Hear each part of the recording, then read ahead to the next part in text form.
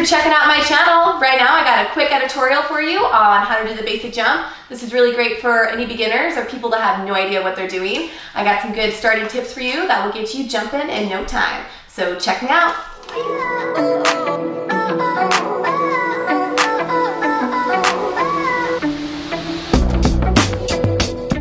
Hey guys, Carly here. Welcome back to my channel. Thanks for joining me in this editorial on how to do the basic jump. First things first, if you haven't already, which I know you haven't because this is my first video, please subscribe below. I post new videos every Tuesday and Thursday, jump rope tips and tricks, as well as home workouts.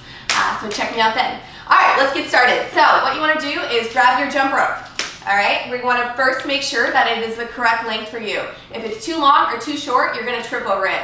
So you want to step on your rope with one foot, bring the handles right up to around your armpits. That's where you want them, right around here. If it's too long or too short, it's not gonna work. So if it's too long, all you have to do is tie a little knot in it to make sure it's the right length. And if it's too short, you're gonna have to throw your rope out because it's not gonna work. You're gonna trip over it. I also suggest that you, when you're first starting out, use the same rope. That way you can get used to the weight, the timing of jumping with the same rope because they're all different. Okay, so next thing, after you have the rope the right length, you wanna make sure that we are gonna be jumping in the correct posture. So you want to make sure that your hips are shoulder width apart, knees slightly bent, and you're going to be jumping on the balls of your feet, okay? We're going to be jumping and landing on the balls of our feet. That's what makes jump roping a low impact activity. You can even add a mat under you, which will even make it even less of an impact. All right, so you want to be jumping just like this, shoulder width apart. You're going to be landing on the balls of your feet, and then next thing you want to make sure that your elbows are in, kind of hugging your rib cage. Some people like to say keeping them back, that way you aren't having them out like this. But just backing down, close hugging your rib cage is where you want them, and then jump roping is all in your wrist, all right? So we're gonna be doing none of this arm circle like this that you see some people doing when they're first starting out. It's gonna be in your wrist, so you're gonna keep your elbows down, close to your rib cage, and you're gonna be circling your wrist no more than 1 to 2 inches, all right? So this is the position we're gonna be in at all times when you first start, okay? So what I like to teach some of my beginners is shadow jumping, which you can do by keeping the rope in one hand, and you can just swing the rope and then jump every time it hits the ground, just like this, all right? That's gonna help you with the timing and coordination of the rope.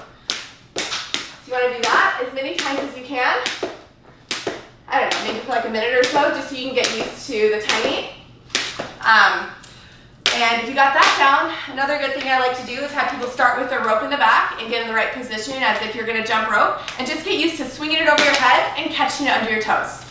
All right, that's just kind of gonna help you here and get the timing of your rope. So you can start with the back and catch it under your feet, just like that. Okay, and when you feel ready, then you can just start jumping over it. I suggest jumping single bounce, which is just jump over the rope one time. So you're gonna land, jump, land, jump, land, jump. I'll do it from the side.